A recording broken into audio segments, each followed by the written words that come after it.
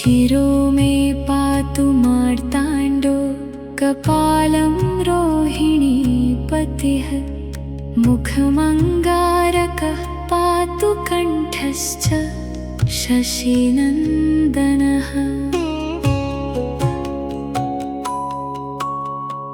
बुद्धिं जीवः सदा पातु हृदयं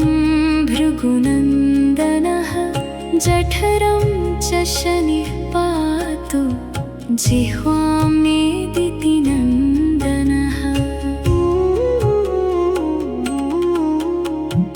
पादौ केतुः सदा पातु वाराः सर्वाङ्गमेव च तिथयोऽष्टौ दिशः पान्तु नक्षत्राणि वपुः सदा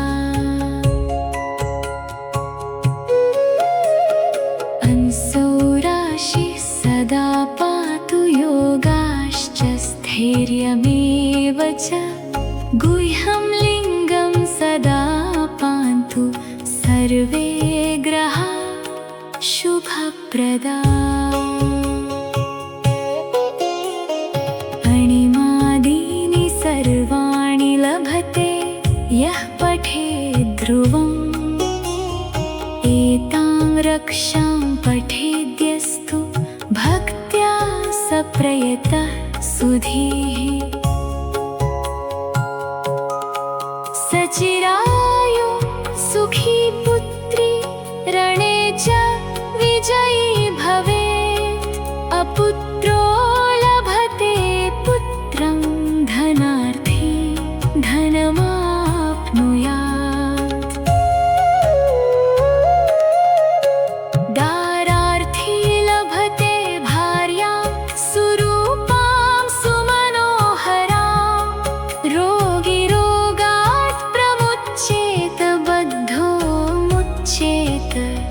बन्धनात्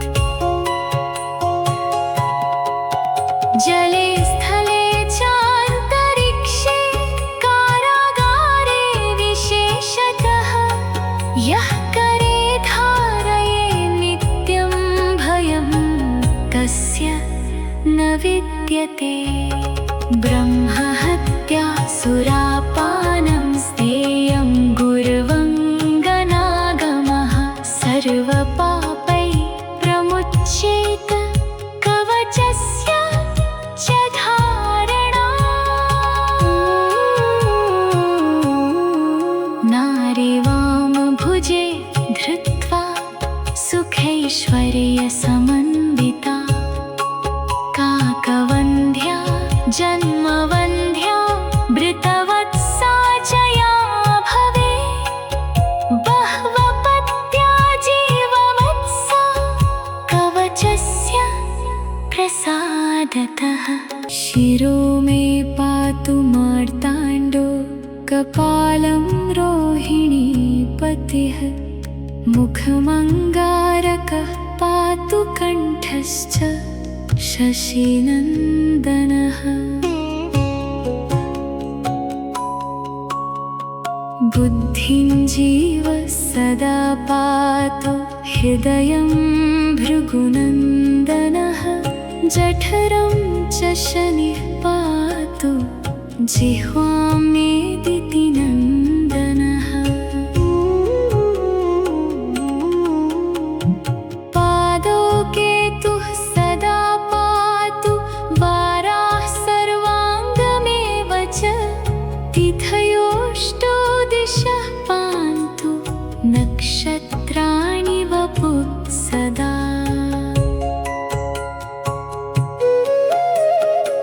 अंसौराशिः सदा पातु योगाश्च स्थैर्यमेव च गुह्यं लिङ्गं सदा पान्तु सर्वे ग्रहा शुभप्रदा अणिमादीनि सर्वाणि लभते यः पठेद् ध्रुवम् एतां रक्षां पठेद्यस्तु भक्त्या स प्रयतः सुधीः सचि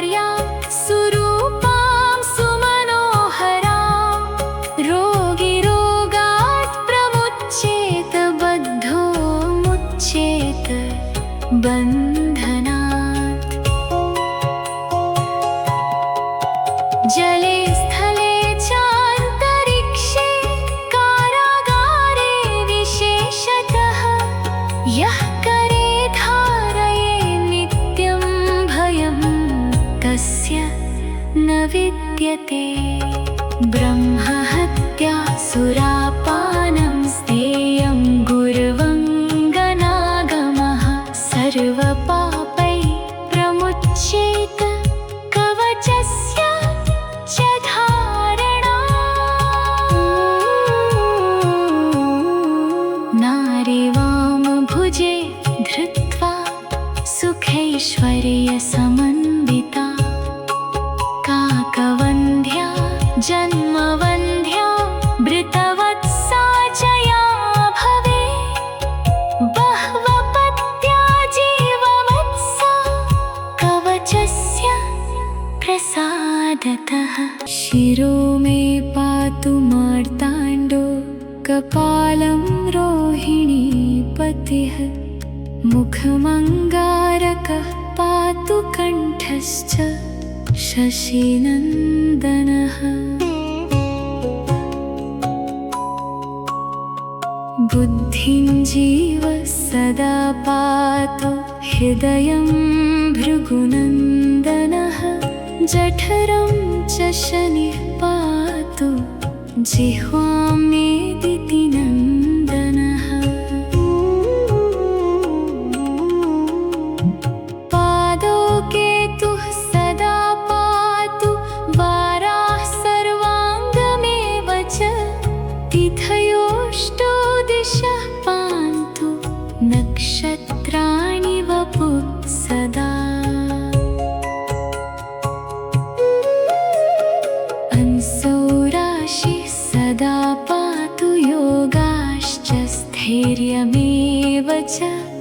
गुह्यं लिङ्गं सदा पान्तु सर्वे ग्रहा शुभप्रदा अणिमादीनि सर्वाणि लभते यः पठेद् ध्रुवम् एतां रक्षां पठेद्यस्तु भक्त्या स प्रयतः सुधीः सचिरायु सुखी पुत्री रणे च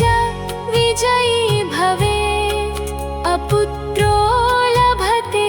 पुत्रं धनार्थी धनमाप्नुयात्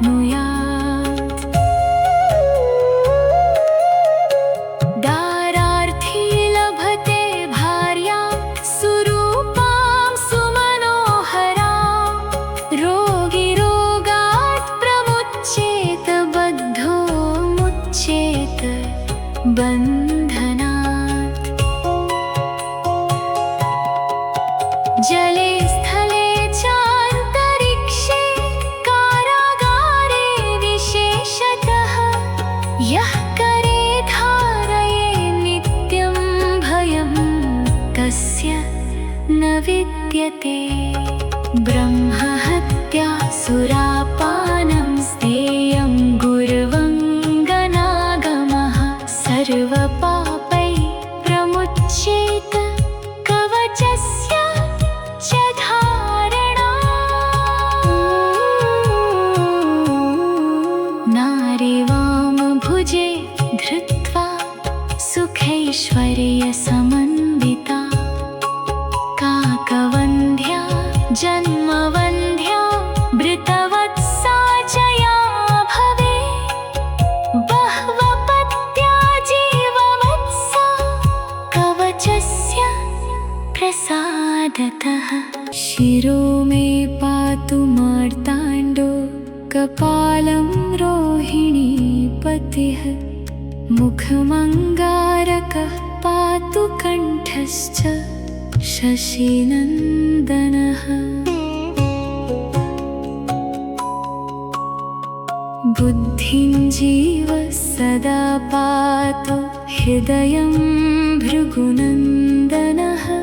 जठरं च शनिः पातु जिह्वां मेदिति नन्दनः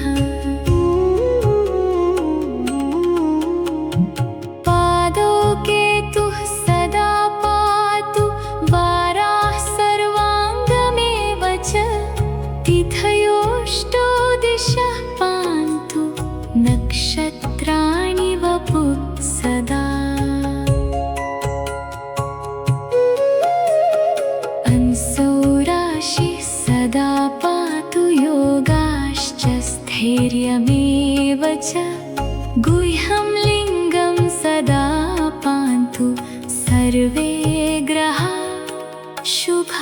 शुभप्रदा अणिमादीनि सर्वाणि लभते यः पठेद् ध्रुवम्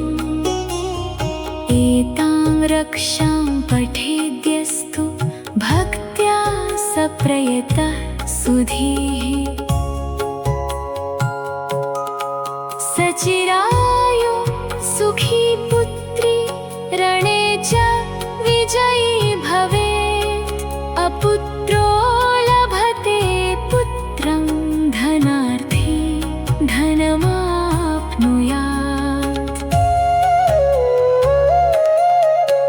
दारार्थी लभते भार्यां सुरूपां सुमनोहरां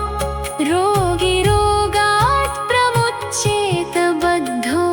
मुच्येत बन्धनात् जले स्थले चान्तरिक्षे कारागारे विशेषतः यः करे धारये नित्यं भयं कस्य न विद्यते ब्रह्महत्या सुरापानं स्थेयं गुर्वङ्गनागमः सर्वपापै प्रमुच्येत कवचस्य च धारणा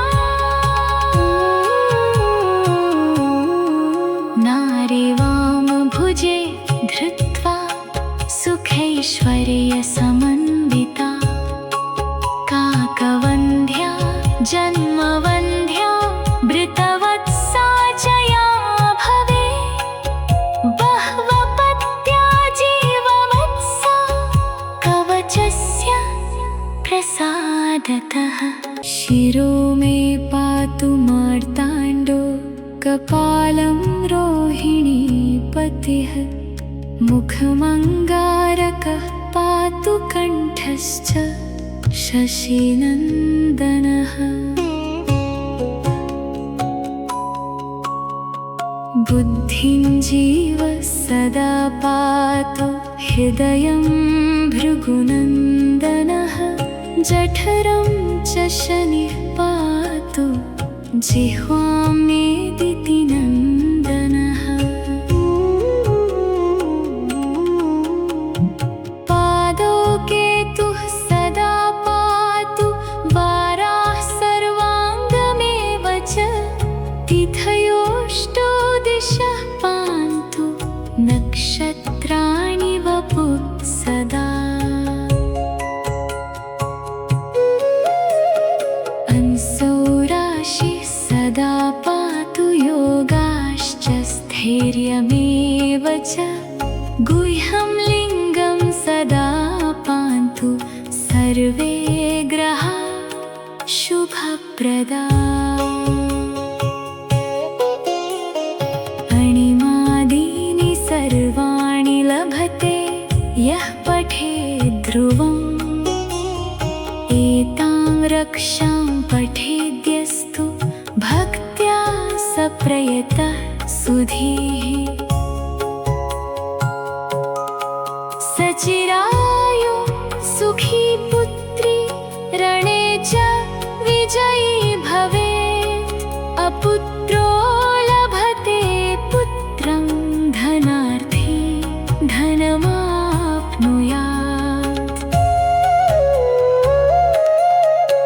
दारार्थी लभते भार्यां सुरूपां सुमनोहरां रोगी रोगात् प्रमुच्येत बद्धो मुच्येत बन्धनात् जले स्थले चान्तरिक्षे कारागारे विशेषतः यः करे धारये नित्यं भयं कस्य न विद्यते ब्रह्महत्या सुरापानं स्थेयं गुर्वङ्गनागमः सर्वपापै प्रमुच्येत कवचस्य च धारणा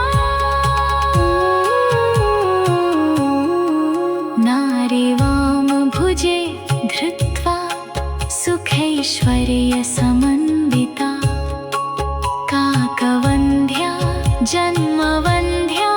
भृतवत्सा च या भवे बह्वपत्या जीववत्सा कवचस्य प्रसादतः शिरो मे पातु मार्ताण्डो कपालं रोहिणीपतिः मुखमङ्गारकः पातु कण्ठश्च शशिनन्दनः बुद्धिं जीवः सदा पातु हृदयं भृगुनन्दनः जठरं च शनिः पातु जिह्वां मेदिति नन्दनः पादौ केतुः सदा पातु वाराः सर्वाङ्गमेव च तिथयोष्टौ दिशः पान्तु नक्षत्राणि वपुः सदा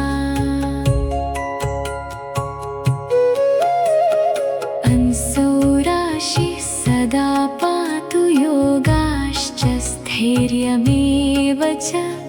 गुह्यं लिङ्गं सदा पान्तु सर्वे ग्रहा शुभप्रदा अणिमादीनि सर्वाणि लभते यः पठेद् ध्रुवम् एतां रक्षां पठेद्यस्तु भक्त्या सप्रयतः सुधीः सचिरायु सुखी पुत्री रणे च विजयी भवेत् अपुत्रो लभते पुत्रं धनार्थी धनमाप्नुयात्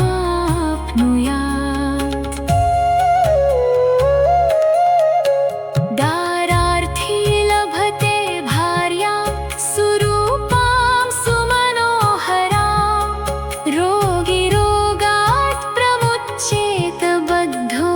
मुच्येत बन्धनात् जले स्थले चान्तरिक्षे कारागारे विशेषतः यः करे धारये नित्यं भयं तस्य न विद्यते ब्रह्महत्या सुरापानं स्तेयं गुर्वङ्गनागमः सर्वपापैः प्रमुच्येत कवचस्य च धारणा नारीवामभुजे धृत्वा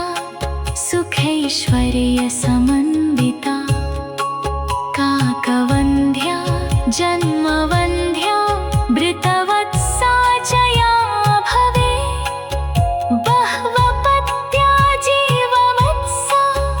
कवचस्य प्रसादतः शिरो मे पातु मार्ताण्डो कपालं रोहिणीपतिः मुखमङ्गारकः पातु कण्ठश्च शशिनन्दनः बुद्धिं जीवः सदा पातु हृदयं भृगुनन्दनः जठरं च शनिः पातु जिह्वां मेदिति नन्दनः पादौ केतुः सदा पातु वाराः सर्वाङ्गमेव च तिथयोष्टौ दिशः पान्तु नक्षत्राणि वपुः सदा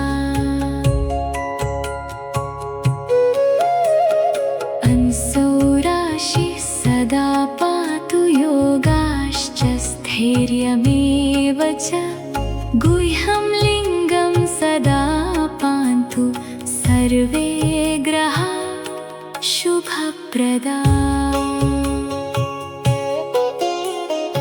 अणिमादीनि सर्वाणि लभते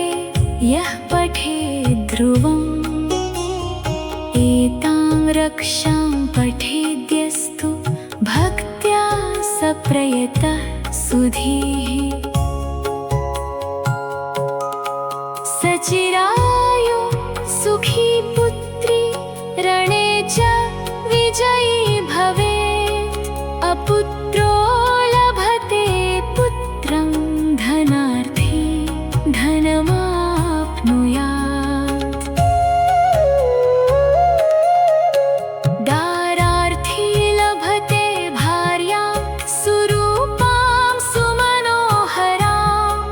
रोगी रोगात् प्रमुच्येत बद्धो मुच्येत बन्धनात् जले स्थले चान्तरिक्षे कारागारे विशेषतः यः करे धारये नित्यं भयं कस्य न विद्यते ब्रह्महत्या सुरापानं स्तेयं गुर्वङ्गनागमः सर्वपापैः प्रमुच्येत कवचस्य च धारणा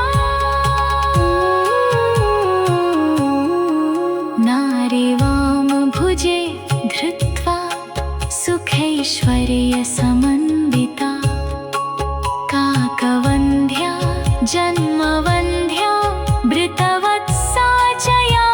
भवेत् बह्वपत्या जीववत्सा कवचस्य प्रसादतः शिरो मे पातु मार्ताण्डो कपालं रोहिणीपतिः मुखमङ्गारकः पातु कण्ठश्च शशिनन्दनः बुद्धिं जीव सदा पातु हृदयं भृगुनन्दनः जठरं च शनिः पातु जिह्वां मेदिति नन्दनः पादौ केतुः सदा पातु वाराः सर्वाङ्गमेव च तिथयोष्टौ दिशः पान्तु नक्षत्राणि वपुः सदा अंसौ राशिः सदा पातु योगाश्च स्थैर्यमेव च गुह्यं लिङ्गं सदा पान्तु सर्वे ग्रहा शुभप्रदा अणिमादीनि सर्वाणि लभते यः पठेत् ध्रुवम् एतां रक्षां पठेद्यस्तु भक्त्या स प्रयतः सुधीः सचिरायु सुखी पुत्री रणे च विजयी भवेत् अपुत्रो लभते पुत्रं धनार्थी धनमाप्नुयात्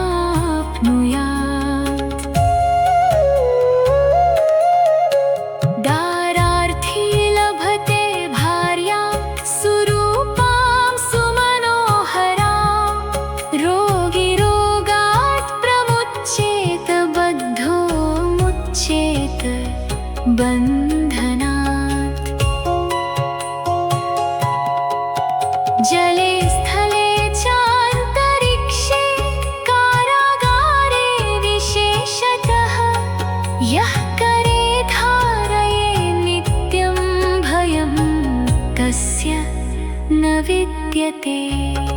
ब्रह्महत्या सुरापानं स्तेयं गुर्वङ्गनागमः सर्वपापैः प्रमुच्येत कवचस्य च धारणा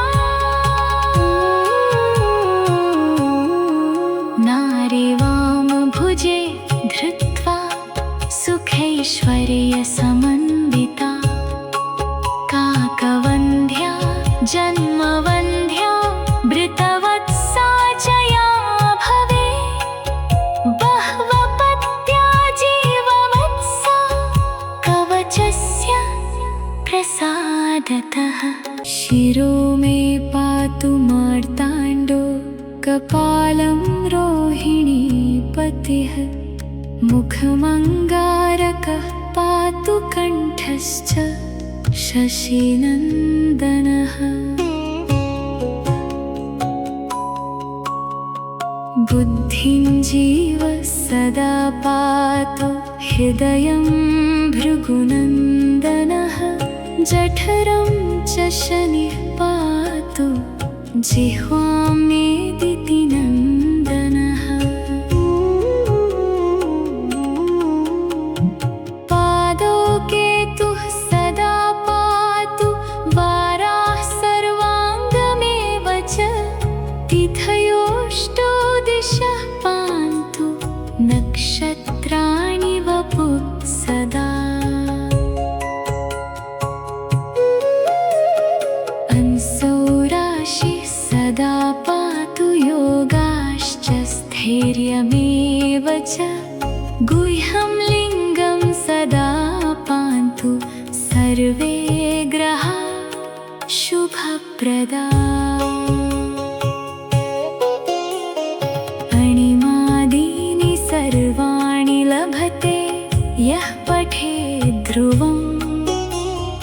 एतां रक्षां पठेद्यस्तु भक्त्या स प्रयतः सुधीः सचिरायु सुखी पुत्री रणे च विजयी भवेत् अपुत्रो लभते पुत्रं धनार्थी धनमाप्नुयात्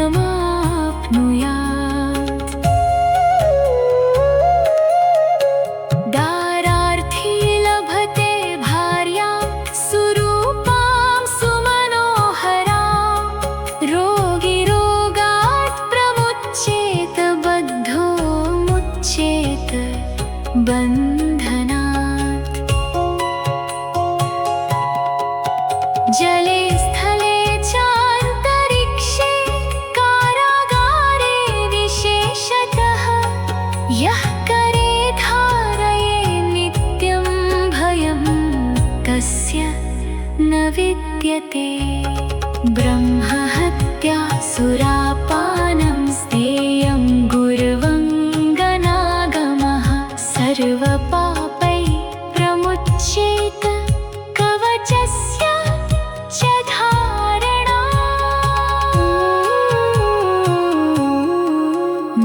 नारीवामभुजे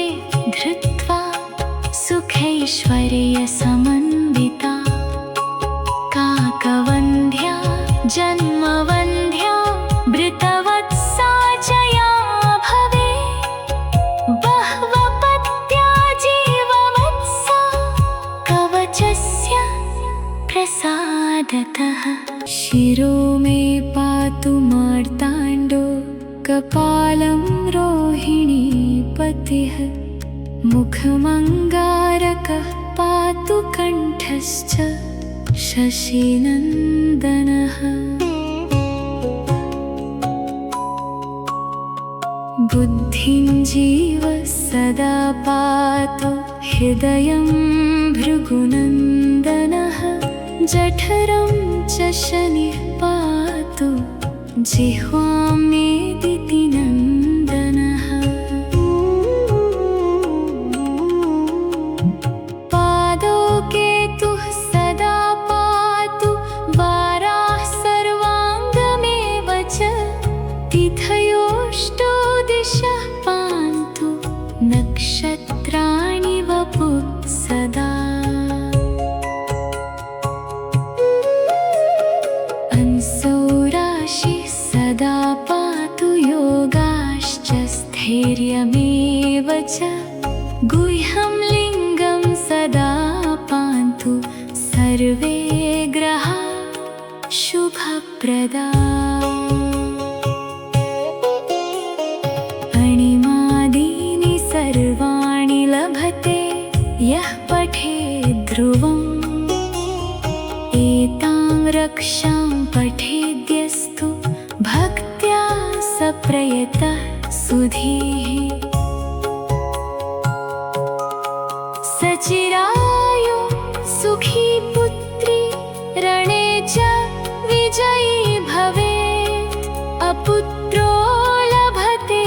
पुत्रं धनार्थी धनमाप्नुयात्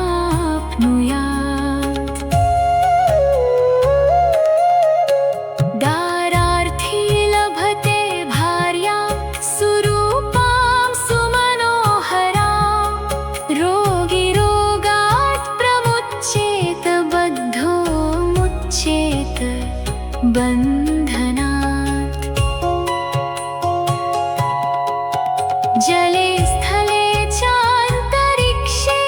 कारागारे विशेषतः यः करे धारये नित्यं भयं कस्य न विद्यते ब्रह्महत्या सुरापानं स्थेयं गुर्वङ्गनागमः सर्वपापै प्रमुच्येत कवचस्य च धारणा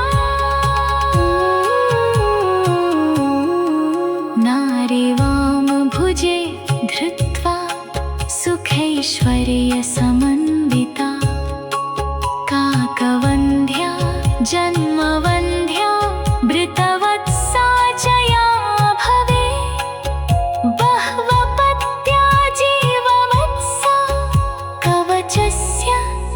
प्रसादतः शिरो मे पातु मार्ताण्डो कपालं रोहिणीपतिः मुखमङ्गारकः पातु कण्ठश्च शशिनन्दनः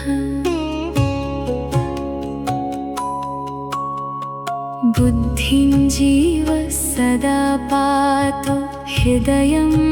भृगुनन्दनः जठरं च शनिः पातु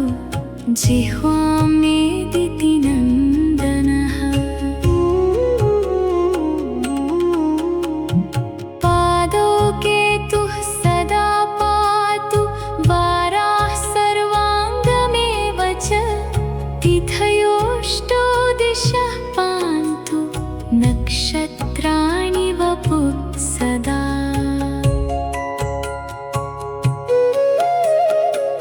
अंसौराशिः सदा पातु योगाश्च स्थैर्यमेव च गुह्यं लिङ्गं सदा पान्तु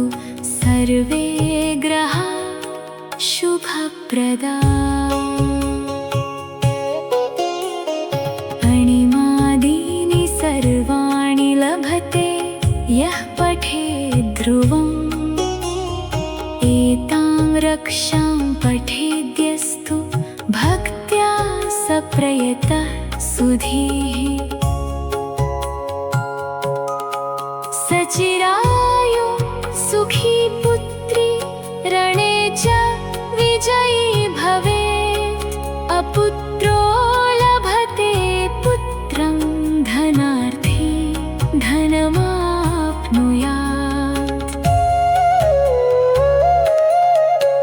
दारार्थी लभते भार्यां सुरूपां सुमनोहरां रोगी रोगात् प्रमुच्येत बद्धो मुच्येत बन्धनात् जले स्थले चान्तरिक्षे कारागारे विशेषतः यः करे धारये नित्यं भयं कस्य न विद्यते ब्रह्महत्या सुरापानं स्थेयं गुर्वङ्गनागमः सर्वपापै प्रमुच्येत कवचस्य च धारणा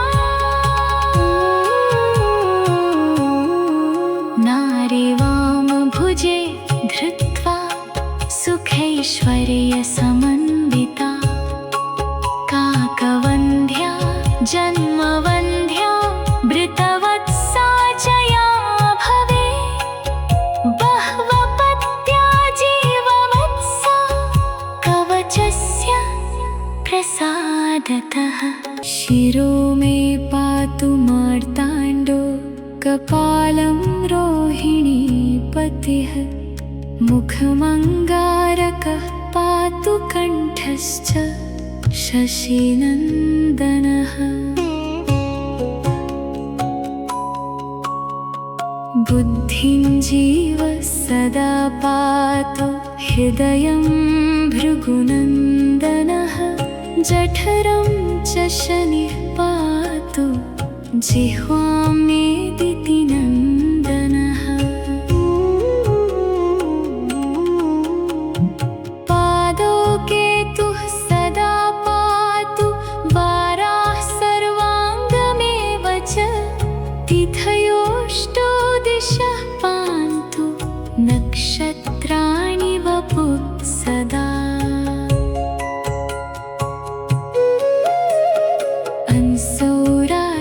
सदा पातु योगाश्च स्थैर्यमेव च गुह्यं लिङ्गं सदा पान्तु सर्वे ग्रहा शुभप्रदा अणिमादीनि सर्वाणि लभते यः पठेद् ध्रुवम् एतां रक्षां पठेद्यस्तु भक्त्या सप्रयतः सुधीः सचिरायु सुखी पुत्री रणे च विजयी भवेत् अपुत्रो लभते पुत्रं धनार्थी धनमाप्नुयात्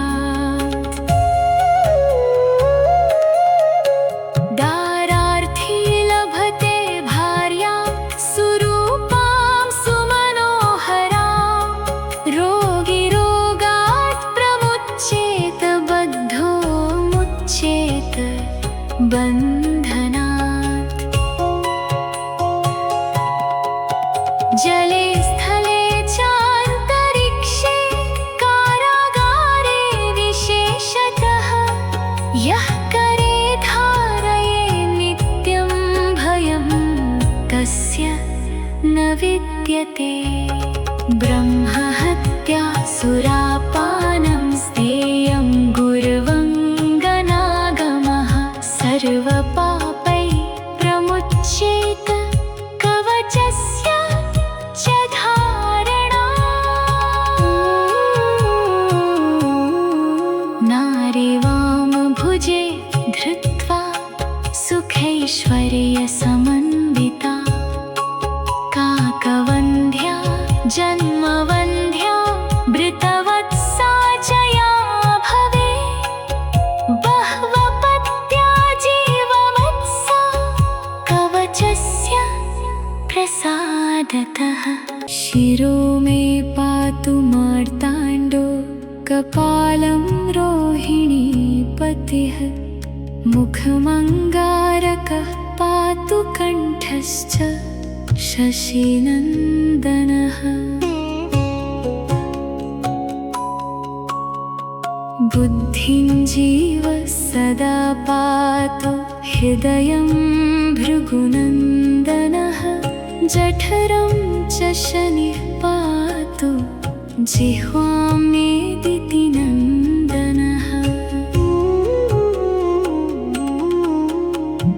पादौ केतुः सदा पातु वाराः सर्वाङ्गमेव च तिथयोष्टौ दिशः पान्तु नक्षत्राणि वपुः सदा अंसौ राशिः सदा पातु योगाश्च स्थैर्यमेव च गुह्यं लिङ्गं सदा पान्तु सर्वे ग्रहा शुभप्रदा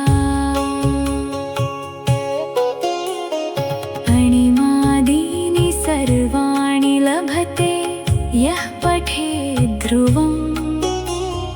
एतां रक्षां पठेद्यस्तु भक्त्या स प्रयतः सुधीः सचिरायु सुखी पुत्री रणे च विजयी भवेत् अपुत्रो लभते पुत्रं धनार्थी धनमाप्नुयात्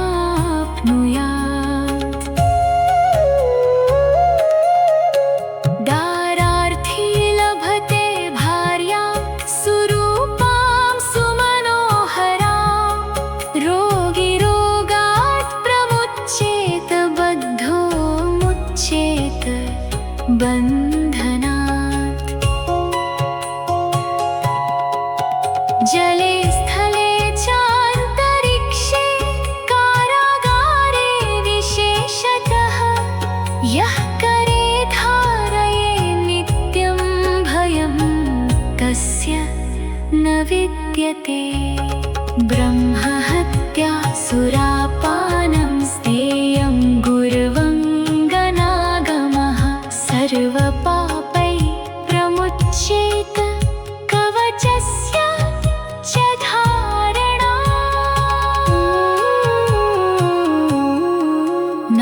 नारीवामभुजे धृत्वा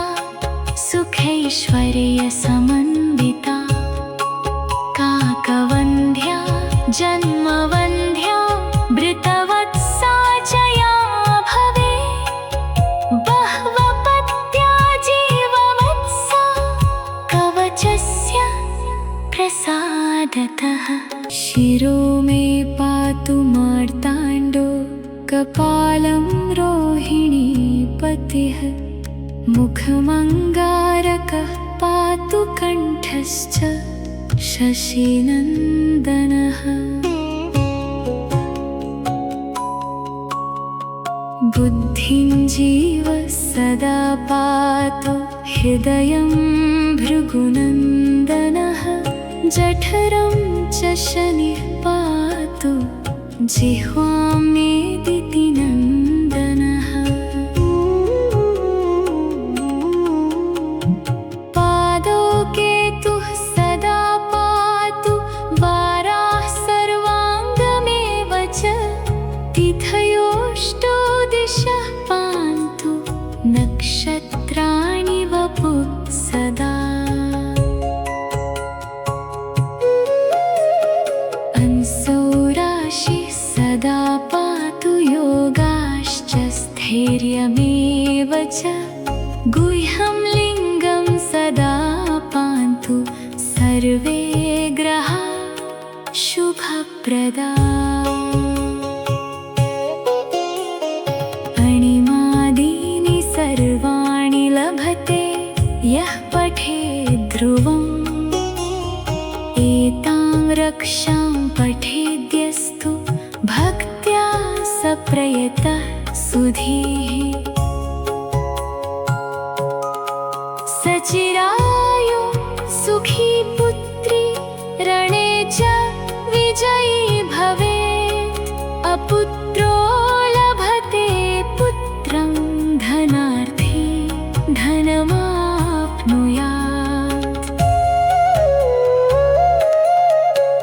दारार्थी लभते भार्यां सुरूपां सुमनोहरां रोगी रोगात् प्रमुच्येत बद्धो मुच्येत बन्धनात् जले स्थले चान्तरिक्षे कारागारे विशेषतः यः करे धारये नित्यं भयं कस्य न विद्यते ब्रह्महत्या सुरापानं स्तेयं गुर्वङ्गनागमः सर्वपापैः प्रमुच्येत कवचस्य च धारणा नारीवामभुजे धृत्वा सुखैश्वर्यसमन्विता काकवन्ध्या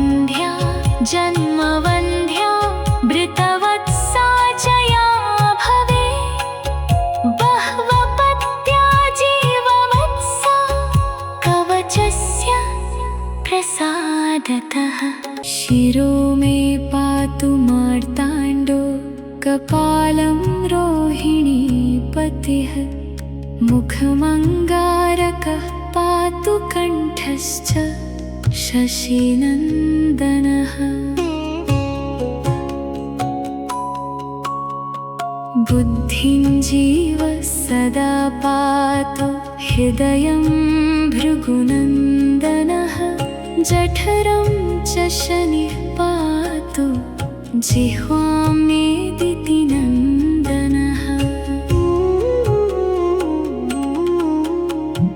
पादौ केतुः सदा पातु वाराः सर्वाङ्गमेव च। तिथयोऽष्टौ दिशः पान्तु नक्षत्राणि वपुः सदा। अंसौ राशिः सदा पातु योगाश्च स्थैर्यमेव च। गुह्यं लिङ्गं सदा पान्तु सर्वे ग्रहा शुभप्रदा। अणिमादीनि सर्वाणि लभते यः पठेद् ध्रुवम्। एतां रक्षां पठेद्यस्तु भक्त्या स प्रयतः सुधीः। सचिरायु सुखी पुत्री रणे च विजयी भवेत्। अपुत्रो लभते पुत्रं धनार्थी धनमाप्नुयात्। दारार्थी लभते भार्यां सुरूपां सुमनोहरां। रोगी रोगात् प्रमुच्येत बद्धो मुच्येत बन्धनात्। जले स्थले चान्तरिक्षे कारागारे विशेषतः। यः करे धारये नित्यं भयं कस्य न विद्यते। ब्रह्महत्या सुरापानं स्तेयं गुर्वङ्गनागमः। सर्वपापैः प्रमुच्येत कवचस्य च धारणा। नारी वामभुजे धृत्वा सुखैश्वर्यसमन्विता। काकवन्ध्या जन्मवन्ध्या भृतवत्सा च या भवेत्। बह्वपत्या जीववत्सा कवचस्य प्रसादतः। शिरो मे पातु मार्ताण्डो कपालं रोहिणीपतिः। मुखमङ्गारकः पातु कण्ठश्च शशिनन्दनः। बुद्धिं जीवः सदा पातु हृदयं भृगुनन्दनः। जठरं च शनिः पातु जिह्वां मेदितिनन्दनः।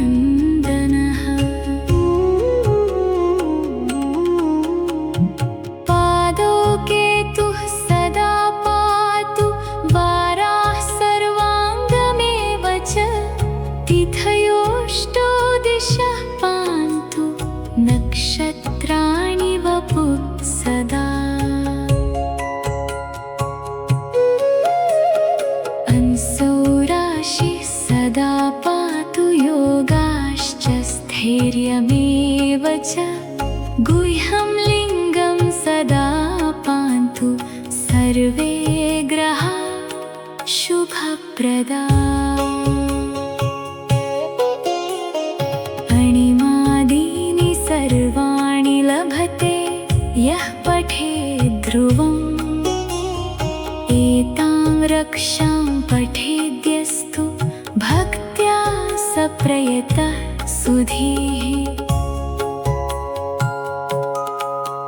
सचिरायु सुखी पुत्री रणे च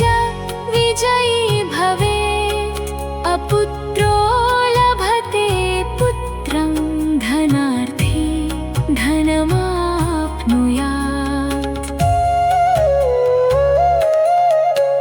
दारार्थी लभते भार्यां सुरूपां सुमनोहरां रोगी रोगात् प्रमुच्येत बद्धो मुच्येत बन्धनात् जले स्थले चान्तरिक्षे कारागारे विशेषतः यः करे धारये नित्यं भयं कस्य न विद्यते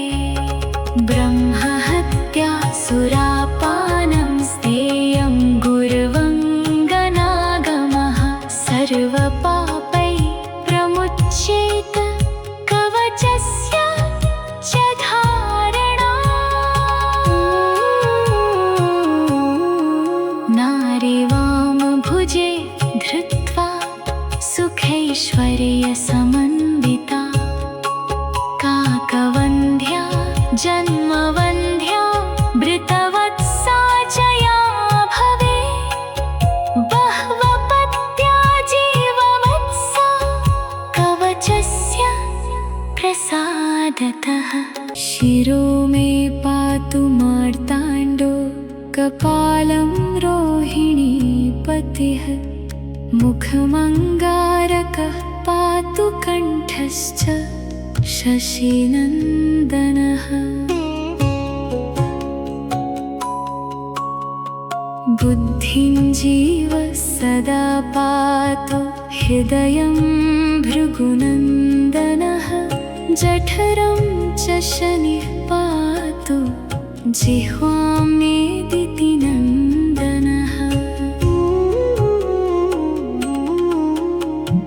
पादौ केतुः सदा पातु वाराः सर्वाङ्गमेव च तिथयोष्टौ दिशः पान्तु नक्षत्राणि वपुः सदा अंसौ राशिः सदा पातु योगाश्च स्थैर्यमेव च गुह्यं लिङ्गं सदा पान्तु सर्वे ग्रहा शुभप्रदा अणिमादीनि सर्वाणि लभते यः पठेद् ध्रुवम् एतां रक्षां पठेद्यस्तु भक्त्या स प्रयतः सुधीः सचिरायु सुखी पुत्री रणे च विजयी भवेत् अपुत्रो लभते पुत्रं धनार्थी धनमाप्नुयात्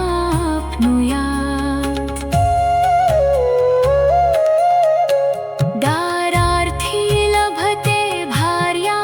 सुरूपां सुमनोहरां रोगी रोगात् प्रमुच्येत बद्धो मुच्येत बन्धनात् जले स्थले चान्तरिक्षे कारागारे विशेषतः यः करे धारये नित्यं भयं कस्य न विद्यते ब्रह्महत्या सुरापानं स्तेयं गुर्वङ्गनागमः सर्वपापै प्रमुच्येत कवचस्य च धारणा नारीवाम भुजे धृत्वा सुखैश्वर्यसमन्विता काकवन्ध्या जन्मवन्ध्या भृतवत्सा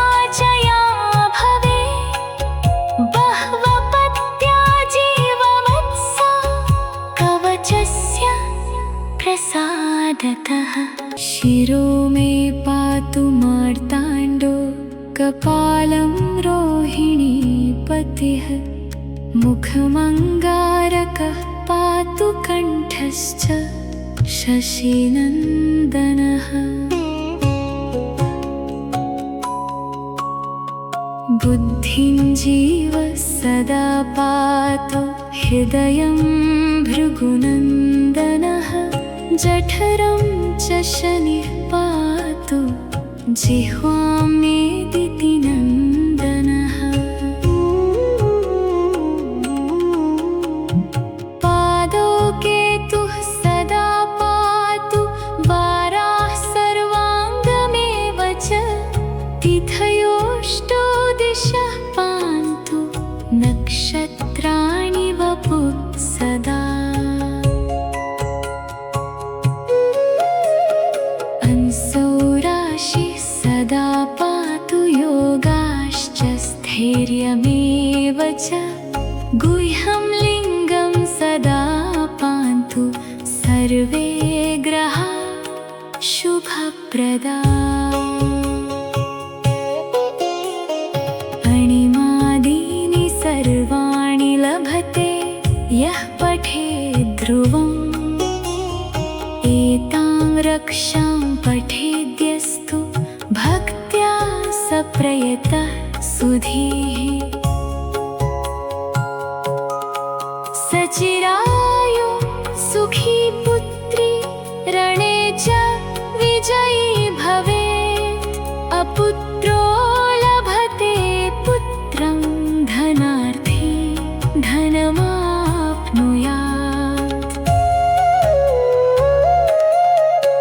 दारार्थी लभते भार्यां सुरूपां सुमनोहरां।